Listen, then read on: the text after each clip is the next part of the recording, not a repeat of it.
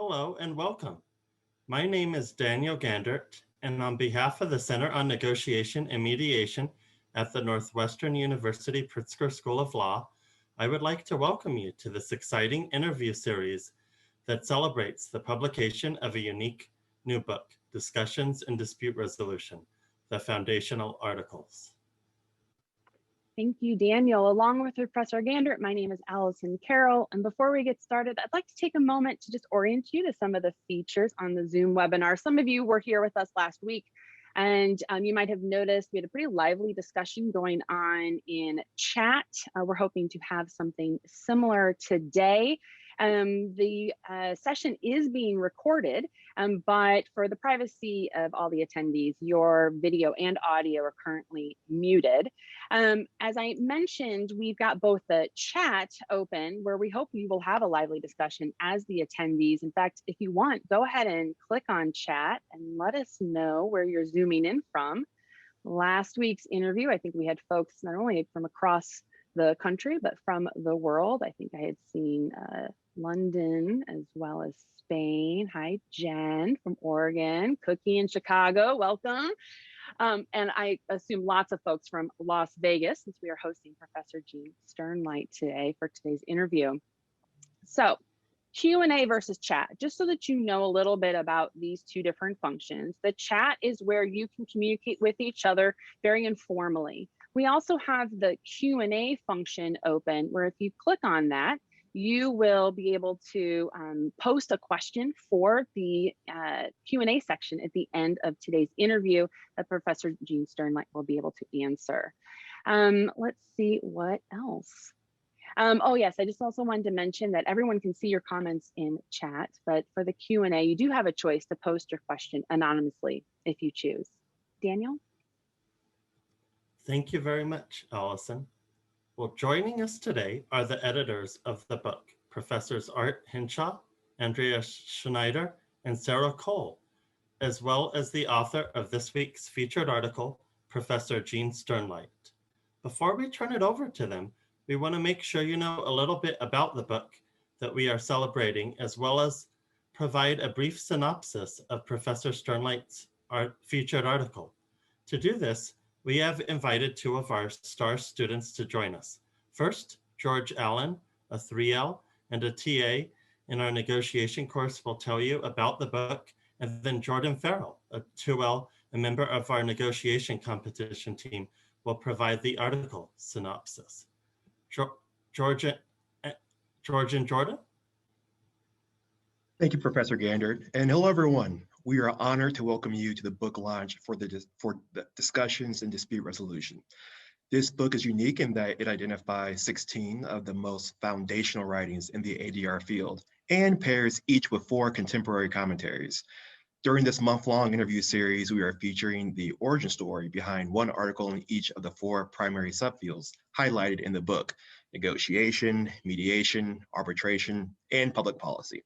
This week, we focus on arbitration and look forward to hearing from Professor Gene Sternlight, author of the featured article, Panacea or Corporate Tool, Debunking the Supreme Court's Preference for Binding Arbitration. Jordan? Thanks, George.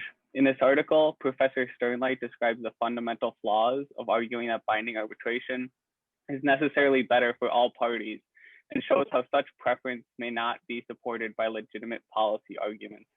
She asserts that the social gains achieved by forcing binding arbitration on the little guys are outweighed by the distributional inequities and injustices incurred in such a system. In the new book, Discussions in Dispute Resolution, Professor Jill Gross, Hiro Aragaki, and Michael Green provide insightful contemporary commentaries about the article's impact. Today, we get the awesome opportunity to hear its origin story and what it was like for Professor Sternlight to take such a point of view at that time. We would now like to introduce one of the editors of the book, Professor Sarah Cole, who will interview Professor Sternlight. Professor Cole holds the Michael E.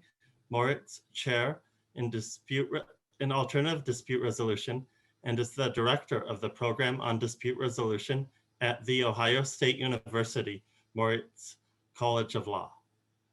Professor Cole focuses her research on the legal and policy issues that have arisen as a result of the increased use of ADR. In addition to publishing discussions in dispute resolution, she's also the co-author of 2 leading case books, Mediation, Law, Policy, and Practice, as well as Dispute Resolution, Negotiation, Mediation, and Other Processes. Please welcome Professor Sarah Cole. Thank you, Allison, and thank you, Daniel. And this is so exciting to get the opportunity to hear an origin story. I thought those were only in Marvel movies, but I feel good that they're also part of the arbitration story. Before we start asking some questions, I wanted to give you a little background on Jean Sternlight. Professor Sternlight is the Michael and Sonia Saltman Professor of Law at University of Nevada, Las Vegas's Boyd School of Law. She graduated from Swarthmore and Harvard Law School and then clerked for a federal judge before practicing plaintiff side employment law in Philadelphia. Jean is well known nationally and internationally for her scholarship and law reform activities in the field of dispute resolution, and particularly in the areas of arbitration and mediation. She is co-author with Jennifer Robinault of an outstanding book, which I believe just went into a new edition, on psychology and psychology for lawyers, understanding the human factors of negotiation, litigation, and decision-making. And she's also co-author on a number of other books. She moved across the country in her teaching career, starting at Florida State, then moving to the University of Missouri, and since 2003 has been at the University of Nevada at Las Vegas. She's received the 2015 American Bar Association Section on Dispute Resolutions Award for Outstanding Scholarly Work and the 2015 Lifetime Achievement Award from the American College of Civil and Trial Mediators. Both of these awards were richly deserved. And I've known about Jean since I first started teaching. I think she and I entered teaching at about the same time. And we're also interested in the same topic, arbitration and the expansion of arbitration into the realms of employment law and consumer disputes. And we have slightly different viewpoints about it, but I've been an admirer of Jean's work, and so have many other people. Jean might wonder why I picked Panacea, or why Andrea Art and I picked Panacea or Corporate Tool for an article that we viewed as foundational. And I got to admit, Andrea and Art kind of deferred to me on this, since for a lot of dispute resolution people, arbitration is the sort of hands-off area that they don't want to get too involved in. But there's a really easy answer, Jean, to why I picked this article. And it's because it was universally acclaimed when we crowdsourced material about what other arbitration scholars thought were the most foundational works. And in particular, if somebody didn't mention Panacea, they said you have to have an article by Jean Sternlight. So they might not have remembered that. But it was a lot of fun to see how many people agreed that this was the article that we should talk about. And thanks to Jill Gross, I have a little more detail. This 75-page article has been cited, and I have to admit, this is probably a year old, so it's probably a little off on the data, has been cited 469 times, including by 9 courts between 1997 and 2017, ranging from the Supreme Court in a dissent, which we'll talk about, to the Alabama Supreme Court in 370 law review articles from publication to the present day, and in 76 briefs or petitions filed in any court. So welcome, Jean. I'm really excited to ask you some origin questions about this book or this article. And so I'm curious, I know why I became interested in arbitration, and it really had to do with the fact that the year after I graduated from law school, the Supreme Court decided Gilmer versus Interstate Johnson Lane, and I all of a sudden thought, kind of interesting that this arbitration thing, which I was somewhat familiar with, was now going to be used to resolve employment discrimination claims and other types of employment disputes. And so I thought, good topic, let's start writing on it. How about you, Jean? What got you interested in arbitration, and then what caused you to write this article? It's funny, it's actually a very similar story. And now it shows that I was in academia a little bit longer than you, because what got me into the field was the Terminix decision, which was a few years prior to Gilmer. Once upon a time, I was a a new law professor, just a few years in. I had already written my first piece, which was not on arbitration or any kind of ADR. It was called Symbiotic Legal Theory and Legal Practice, basically trying to bridge the gap between theory and practice. And then I was like, okay, what else am I going to write about? And somebody said I should read, Supreme Court decisions and see if anything inspired me. So I read this Terminix decision, and I don't know if it inspired me, but it horrified me, because what Terminix was it was a decision in which the Supreme Court found that Alabama's consumer protection law that would have protected consumers against form contracts requiring binding arbitration, Supreme Court said, well, we're wiping that one off the books. That statute's not valid. And they used the Federal Arbitration Act to preempt it. And then as a result, these people who were purchasing termite extermination services, who had had their house fall down and whatnot because of termites, couldn't bring a lawsuit in court. And I just was shocked by that. I couldn't believe that that was the way the legal system was going to handle those claims, especially, as you said in your intro, because I had just come out of practice. I was a plaintiff side employment lawyer. And the thought that, wow, you can't even go to court with your complaint, I just found that shocking and kind of horrifying.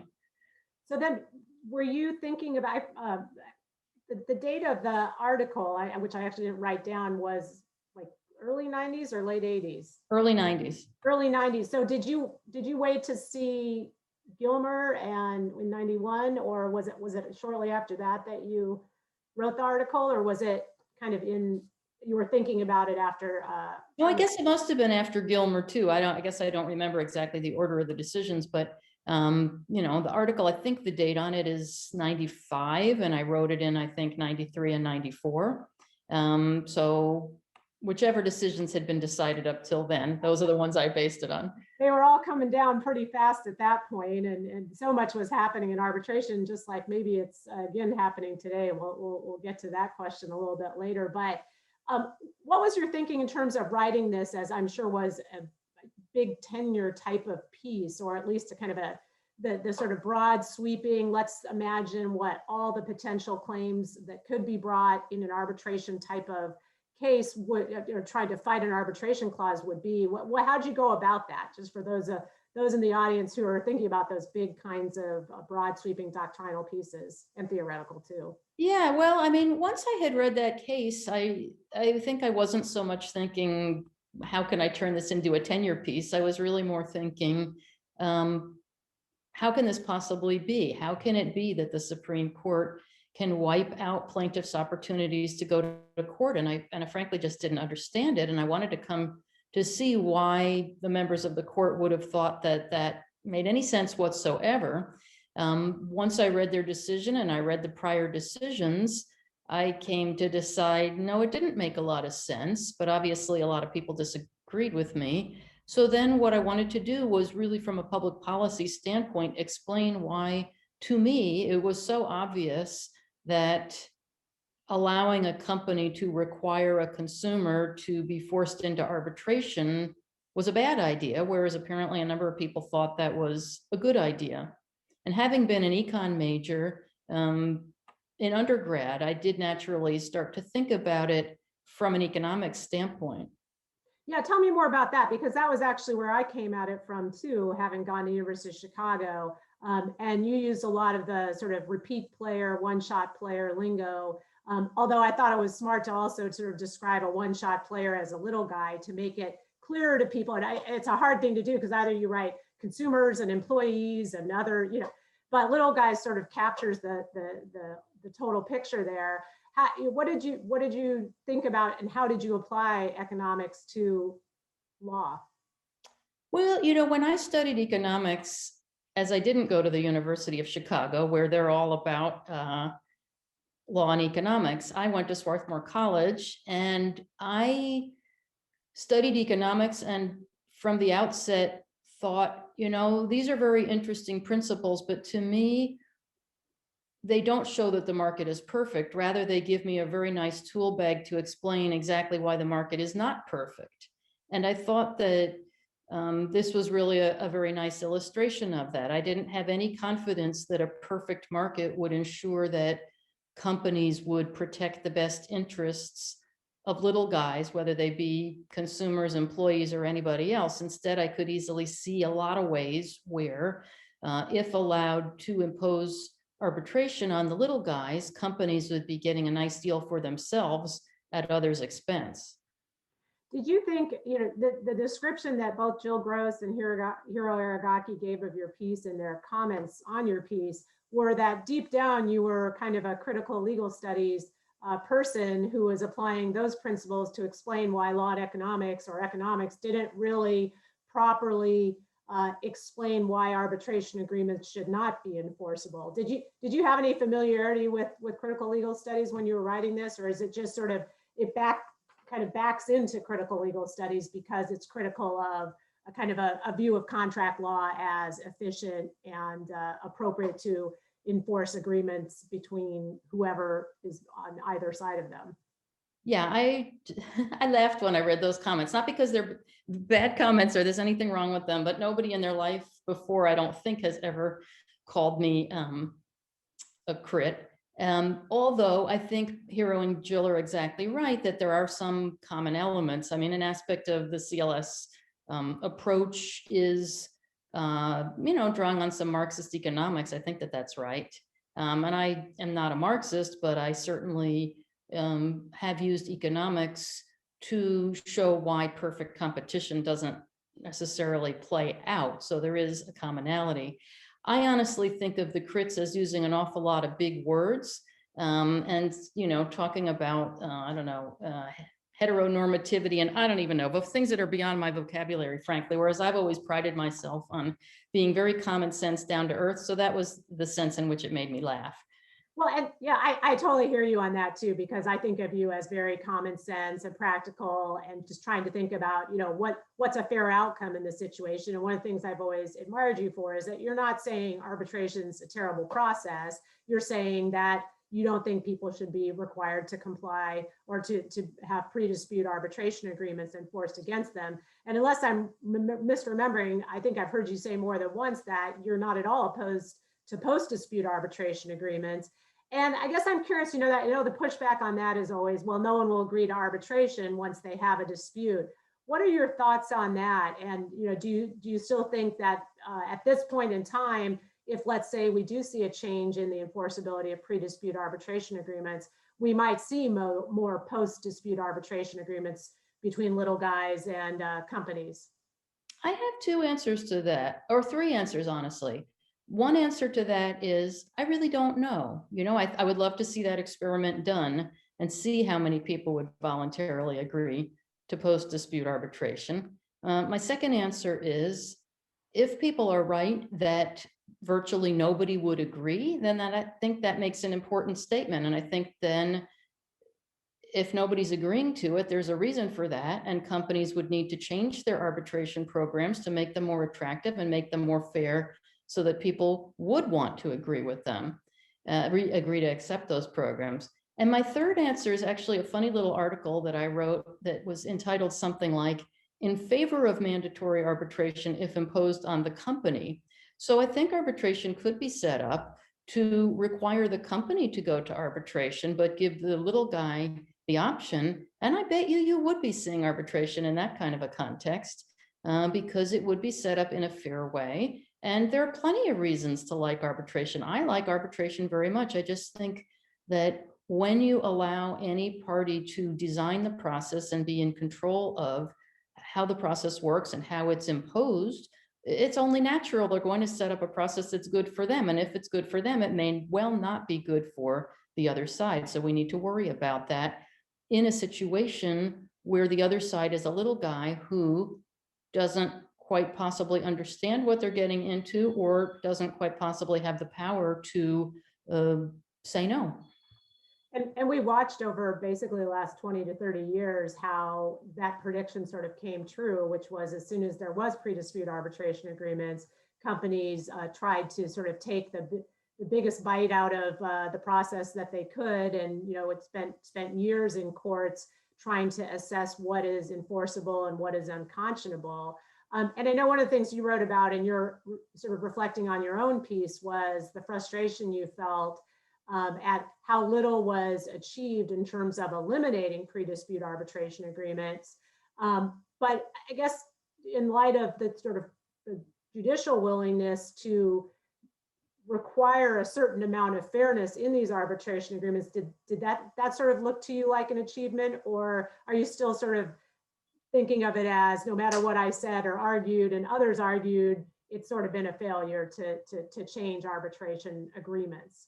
Yeah, I'm largely very disappointed in what has happened. I did, as I wrote in that little comment piece, I really did naively think that if I, and I wasn't the only one, if I and other critics could explain, no, gee, really, this is actually unfair, and really it's not required by legislative history, and really the case law doesn't make a lot of sense.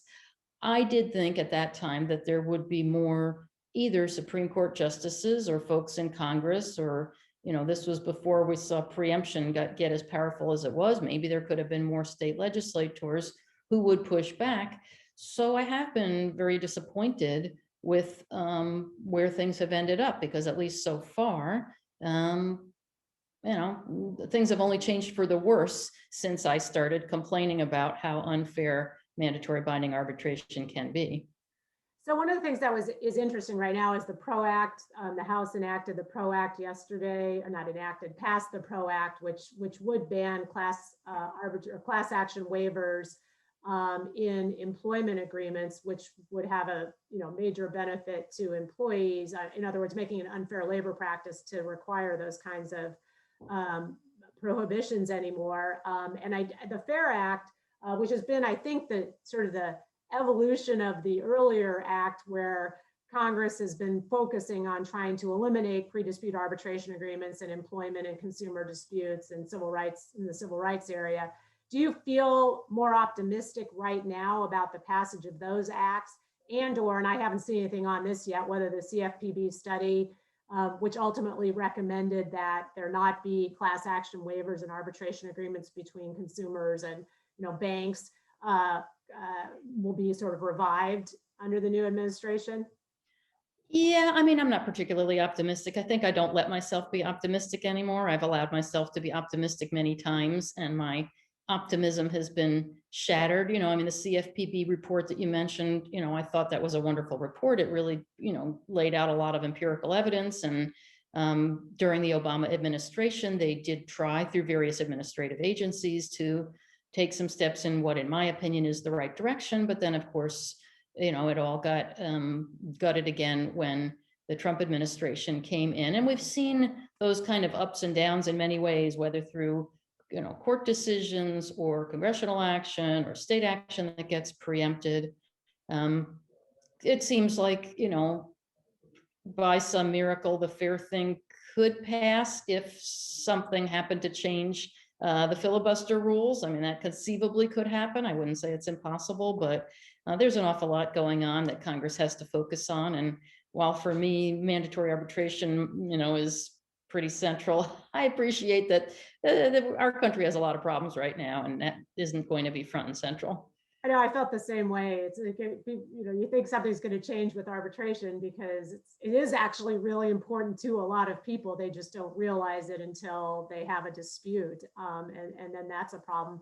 I didn't tell you I was going to ask this question, but one of the things that's been really interesting of late is these mass filings of arbitration claims against DoorDash and other companies that require their gig workers, or whether you call them employees or gig workers, to sign pre-dispute arbitration agreements. I wonder if you had thoughts on sort of what that might do to companies going forward, as to whether they might continue with these arbitration agreements that ban class actions, thus facing or putting themselves in a position of massive numbers of people filing separate claims and imposing the costs on these companies to pay for the arbitration.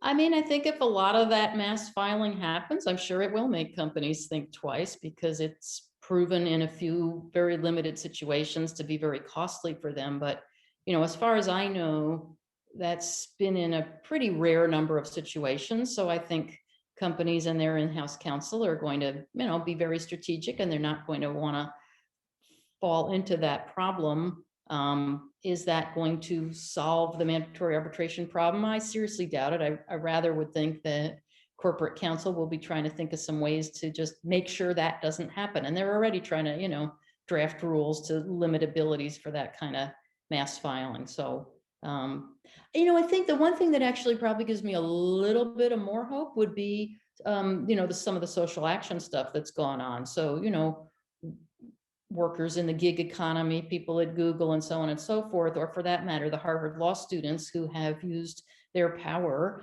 through social media to fight back against mandatory arbitration in particular contexts. That, there has been some success. It's not going to wipe it out everywhere all the time, but there have been some little niche fields where we've seen the real power of social media.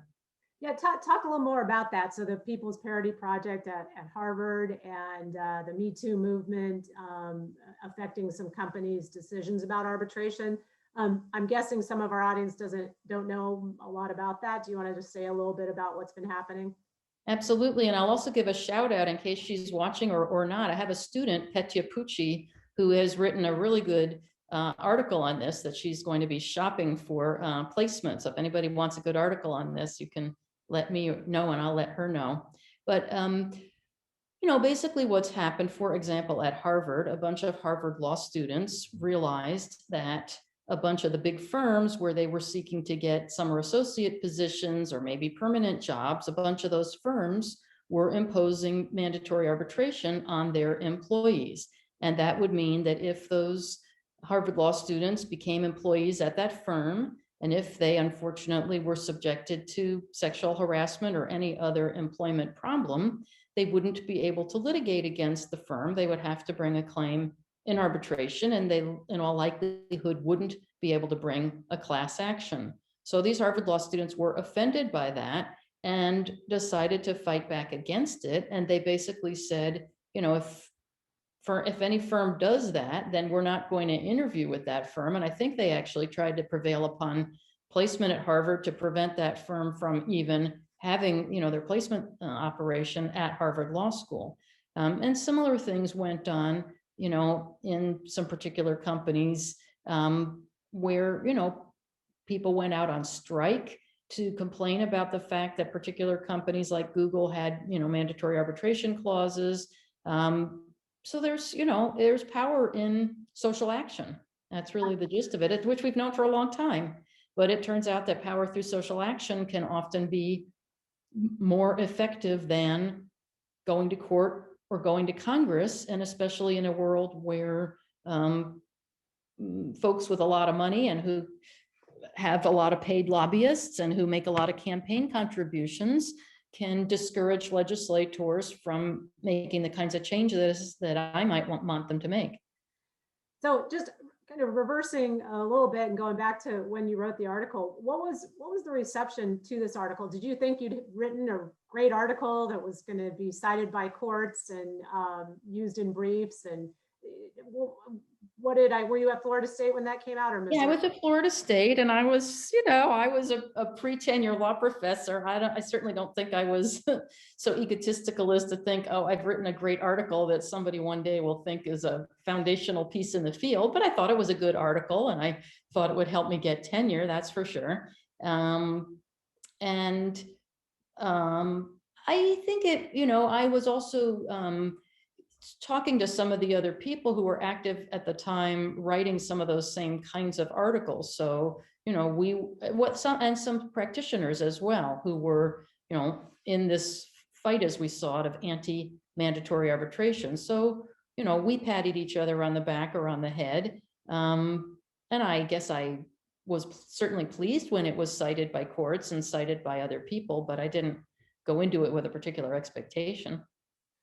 And before I turn to the Q&A, and I encourage everybody who's watching to submit questions to Jean, because I'm sure I haven't covered the entire roadmap the way she was able to in the Panacea article, the roadmap of potential claims against enforceability of arbitration agreements. But I wanted to ask you about Michael Green's observation in his comment, which was the sort of a problem that I've always had as well with litigation, which is that Little guys don't have much access to litigation processes either, and maybe arbitration as an alternative, even if parties are required to participate in it by their contract, might be, at least now when the companies are largely paying for the arbitration process, a better forum, or at least a more accessible forum for the little guy, given how difficult it is anymore to get into court.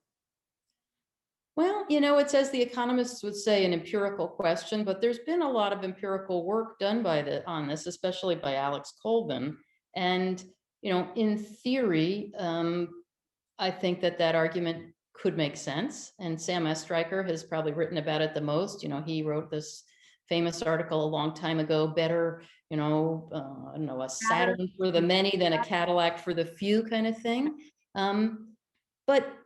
So I really looked into that seriously when I wrote one of my much more recent articles about employment arbitration.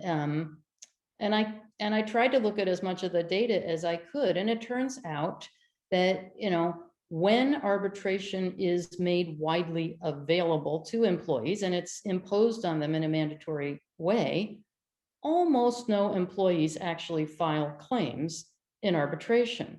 So it may look to an academic like it's a wonderful process, but the people who could have filed claims who are covered by arbitration are not filing claims in arbitration.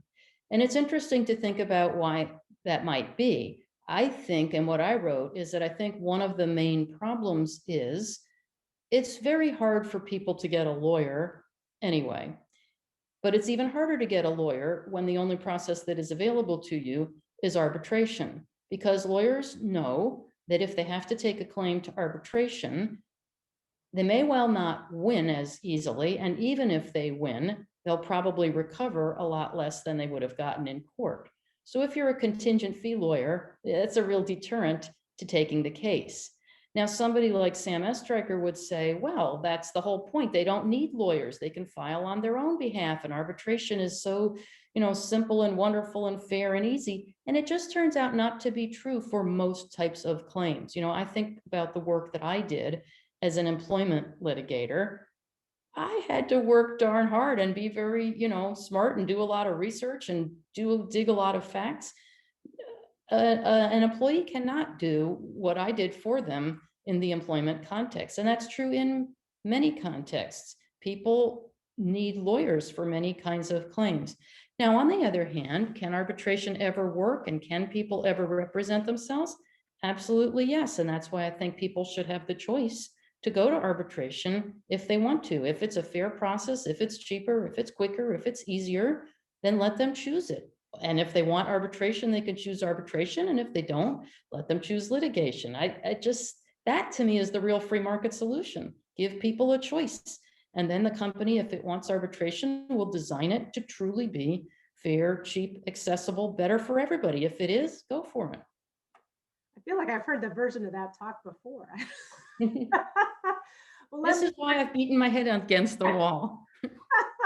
I feel like I've heard those exact words. It is a very frustrating area. And I know that I thought the CFPB study was going to change the way consumer disputing with financial services organizations was going to occur. And then that didn't happen. So I guess I'm thinking for those of you who are arbitration scholars that the FAIR Act, if it's enacted, will really change the landscape for arbitration. So maybe I'm a slightly more optimistic person in thinking that it will be enacted. But I guess as a scholar, I certainly hope it does, because it would be a lot of fun to write about it in addition to the benefits that it provides to people. Well, let me bring Art Hinshaw on to see if we have some questions from the chat. And he's looking very phoenixy there with his cacti in the background. So. Uh-oh, you're muted, Art. Classic. I'm so sorry. I've got a good background this time. Good theme here. Jean, it's great to see you. Thanks for doing this with us. Absolutely. Great to see you, Art. And Sarah, great interview, by the way. So, well, my first question is kind of an easy one, but were you surprised by the reaction to this piece? Or was there anything that surprised you after it came out? Yeah, I was surprised that the Supreme Court didn't say, she's right, we're going to change our ways. Well, and is there, that's a great answer, by the way. I love it. And by the way, this is going to be for posterity. So that's going to be online forever. And people will cite to this interview. So you say that you were, one of the questions in the Q&A is about sort of the long game, short game. And it seems like you've been playing the long game. You said that you were frustrated and just everything's going the wrong way. And does this, does the legislation now, or does the future give you any optimism at all? Like, it seems like, you know, you've seen the seesaw go this way. Are you going to see it go the other way in any time, in any future? I don't know. Like I told Sarah, I mean, I'm tired of being optimistic about this. I really wouldn't let myself get optimistic at this point. Could it? Yeah, maybe. But, you know, one of the articles that I, you know, found most inspiring when I was in law school is Mark Galanter's piece, you know, Why the Haves Come Out Ahead.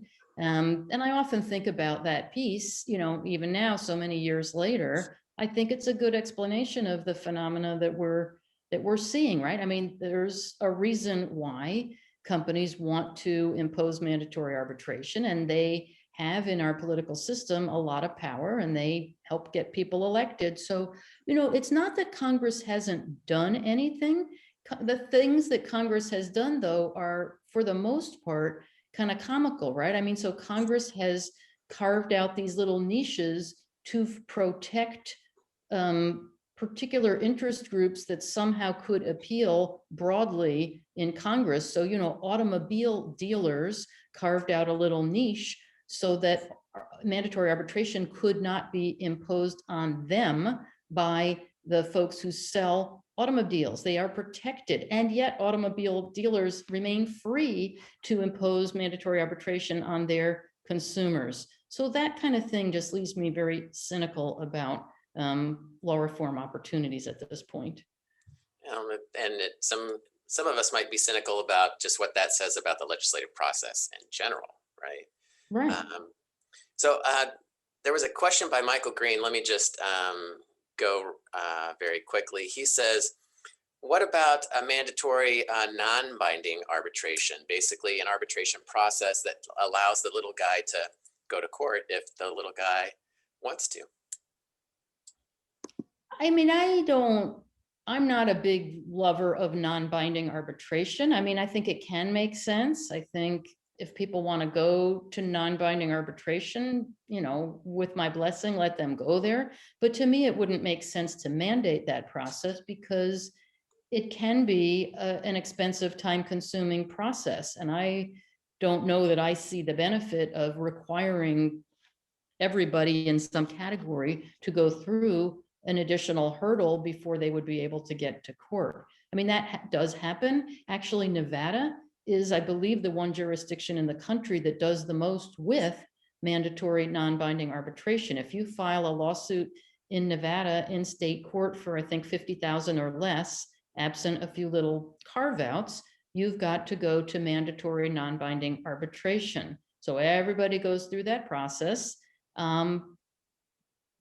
Is that serving some great benefit for the disputants? Not that I see. I don't think it's necessarily serving the interests of either side very well. If I were to have a mandatory process, I would probably make it a mandatory mediation process rather than a mandatory non-binding arbitration process. Sarah, it looks like you're about to ask a question. I was about to ask a question. This kind of goes back more towards thinking about the piece again. One of the things that is an interesting reflection perhaps is what do you wish at the time you wrote the article that you knew that you know now? Like if you knew when you wrote this piece that these arguments weren't going to be successful, would there have been something else you would have thought to write about? Or what was there anything that if you were Gene Sternlight writing this piece today that you'd do differently? I don't know. I mean, you know, it wouldn't be a different arbitration argument. I mean, if anything, the way I would answer that question would be, gee, maybe I would have written about, you know, antitrust or something where I wouldn't have batted my head against the wall for 30 years. But, you know, I feel like I I did a good service. Maybe one day those arguments will play out. They have on occasion helped some people for a while. But I don't feel like I, missed some great point that if only I'd known this, things would have turned out differently. No, I don't see anything like that. There is a question in the Q&A from Paul Lurie asking about, you kind of touched on this a little bit before, but when you were talking about like the massive sort of pressure tactics, tidal wave tactics for little guys using online dispute resolution and things along those lines. And Paul asks, should we just prohibit arbitration in the upcoming statutory framework? Should it just be prohibited in these kinds, in consumer cases and cases with the little guy as a piece of it? I do not favor prohibiting arbitration. I like arbitration. I think arbitration's fine as long as it is agreed to voluntarily. So I wouldn't be in favor of prohibiting it. I just don't want it to be imposed on an involuntary basis. And I have another question that years ago, the National Arbitration Forum, was that the right forum? Everybody remember that? They went out of business and they were sued in several states. And they were doing, my recollection is mostly credit card debt collection type cases. And they were vilified out there. And I want to get your reaction to that because, and I ask the question specifically, because in the mediation clinic that I run in the Phoenix area courts, we get a lot of these cases. And I would say 98 to 99% of the time, we have people saying, yes, I owe the debt. Yes, I just can't pay. All this, basically a lot of admissions. And they got in trouble for basically ruling for the banks or the credit companies 95% of the time, which is essentially what the courts are doing as well. So I'm wondering what your reaction is or was, because that seemed to be a win for the little guy. No, that wasn't a win for the little guy. The reason that National Arbitration Forum got in trouble was because there were ethical issues where the arbitrators were with people who were arbitrators for National Arbitration Forum who ruled for the little guy ceased to be asked back to be an arbitrator anymore. So Elizabeth Bartholet, professor at Harvard Law School, for example, had been an arbitrator for them, wanted to be an arbitrator for them, thought of herself as fair, but made one or two rulings on behalf of someone who actually did deny owing the money. They were one of the few, because you're right, most people who are sued in debt collection do owe the money. But the problem with National Arbitration Forum was they marketed themselves to the debt collectors saying, we're going to make sure you get your money really quick. And we're going to make sure basically the arbitrators are, ruling for you and you don't have to worry. Nobody will be too much of a problem. And that was investigated by State Attorney General in Minnesota, and I believe another one as well. So they got shut down for that reason. And I would say the vilification was appropriate. Hope I don't get sued for defamation, but I guess they don't exist anymore. Gina, and National Arbitration Forum really was a very troubled organization. But what do you think of organizations like AAA or JAMS, where the arbitrators are frequently former judges, or they're very experienced in a particular field and become arbitrators, either as their full-time job or as a job in retirement, and have very qualifications really similar to judges. And I think that also, they don't necessarily have so many arbitrations with any one repeat player that they necessarily would feel beholden to that entity. What do you think about the arbitration process once you're in it, in terms of the fairness and the ability of the decision makers to make fair and equitable decisions? Some of my best friends are arbitrators, and the arbitration process can be fair. I mean, oftentimes arbitrators are better, smarter, more competent than the average judge. I mean, it's not a question of whether arbitrators are good, and it's not really a question of whether arbitrators are fair. The main gripe I have with mandatory arbitration is it's a process that prevents people from getting a hearing anywhere. It's a technique, it's a process used to prevent people from airing their dispute. If you do actually get to arbitration, you might get a fair shake in arbitration. Sometimes you do, and sometimes you don't. It depends how the arbitration is set up. Sometimes arbitration is very fair, and sometimes you end up in front of, you know, the brother-in-law of the president of the company that you're suing. So, you know, it depends. It's not always fair and it's not always unfair, but the main problem is that it prevents people from bringing claims, because people aren't going to bring claims in arbitration because they can't get the lawyer to represent them in arbitration. And if they try to represent themselves in arbitration, in many situations, they're going to do a lousy job and lose. One of the questions that came up in the chat is, what is your view on arbitration sort of working with other dispute resolution processes? I guess I'm not sure what that means, but I mean, I do think, I mean, is that, you think they're asking about MEAD-ARB and things like that? Yes, Or at exactly. least like maybe MEAD-ARB or sort of that, where you're required to mediate first and then followed by arbitration, not necessarily by the same Yeah. person. A lot of the agreements now have those clauses. I mean, I don't have strong feelings on MEAD-ARB, good or bad, but if the arbitration is mandatory binding arbitration being applied to a little guy, then I don't like it. I don't like it not because it's MEAD-ARB, I don't like it because it's mandatory arbitration. And if, on the other hand, two major companies, you know, if Dell Computer and Apple Computer want to enter into an agreement with one another over whatever issues they may have, and they want to go to MEAD-ARB or binding ARB or anything else ARB, you know, fine. You big guys, you picked it, you choose it, you go do it. I guess that raises the question about what about mandatory mediation clauses, which we're seeing a lot more of in employment and consumer areas, where the parties are, you know, by agreement, although obviously not necessarily negotiated, a party's required to participate in mediation before they can do some other process, whether it be arbitration or litigation.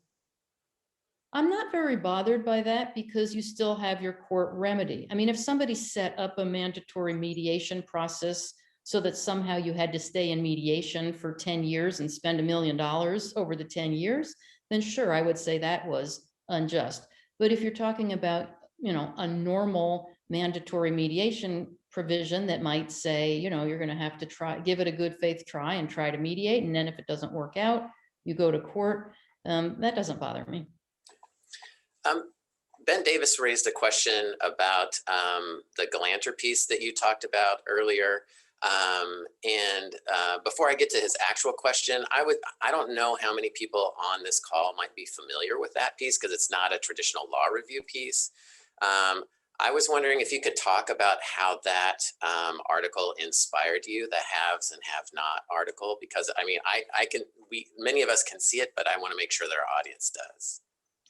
Well, you know, Mark Galanter is a sociologist, and he is part of this law and group, but instead of it being law and economics, it's law and sociology. So, you know, his article, which was written, I think in the late 70s or so, spoke about the problems with social change. And he went, I don't remember it all that well. I haven't, you know, reread it myself in probably 20 years, but, you know, the gist of it is just talking about why it is that poor people, disempowered people don't tend to win. They don't tend to win in court, and they don't tend to win in the legislature, and they don't tend to win in the world. They have a lot of disadvantages, and it's not coincidence, and it's not a problem with the law is unfair. It's the processes that prevent people from having the resources that they would need to succeed. So one of the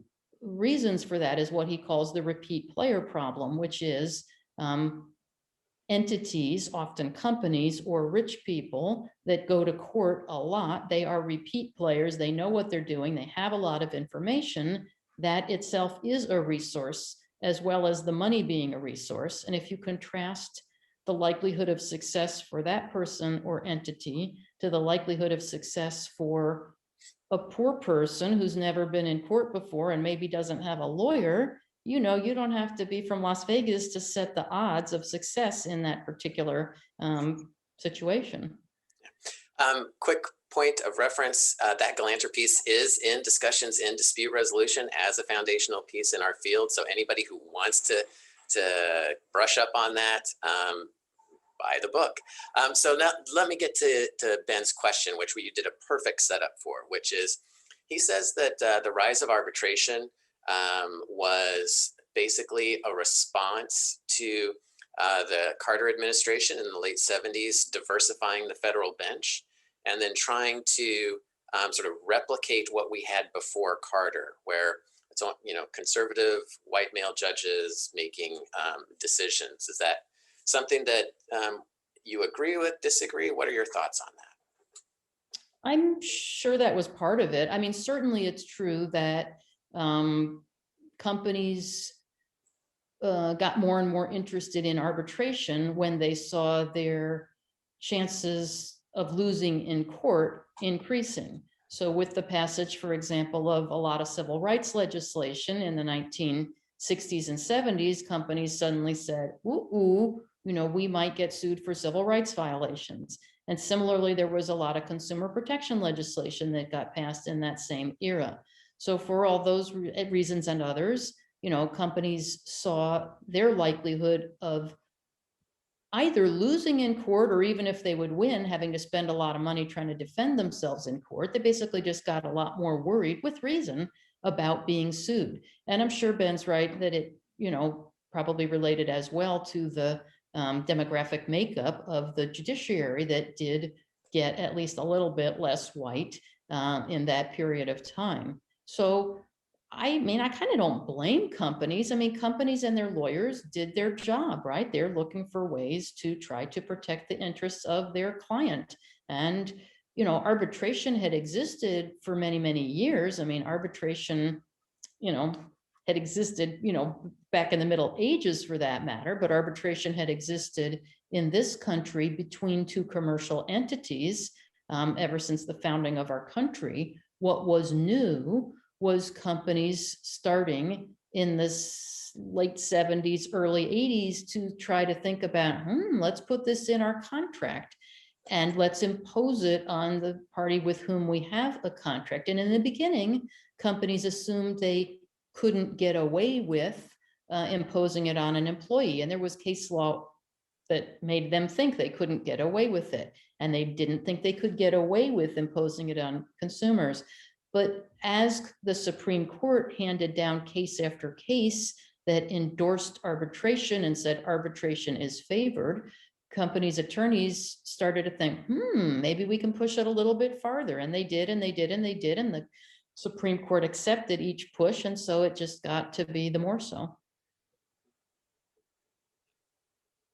On that optimistic note, no.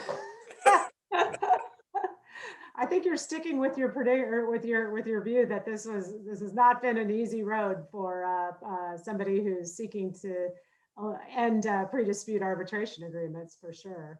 But I do think that a lot of your work, and you aren't giving yourself enough credit, it changes the way at least the arbitration process has worked. I agree with you. It's the Supreme Court is pretty much set in its view that all things arbitration are good. But that companies have been pushed, you know, through lawsuits by plaintiffs' side employment and consumer lawyers to change the way arbitration processes have worked for employees and consumers, so that at least if they do go, and I think the problem is still the notion that arbitration agreements are really claim suppression devices. I feel like that's a theme you've really emphasized here today. But that if they get there, it can be a very fair process. But the trouble is getting them there. And I guess you're thinking there isn't really a way around that problem right now. Well, there could be. We'll wait and see. It's all about justice and who's willing to stand up for justice. And I think, you know, Congress could, if it has time, pass legislation that could solve this problem. And even if they only deal with the class action problem, as you've so eloquently written about, Sarah, you know, that would be a major, major step in the right direction to just at least preserve the opportunity for people to join together in class actions. Because, you know, through this arbitration tool, companies have really been able to wreak havoc on plaintiffs' opportunities to get a day in any kind of dispute resolution process.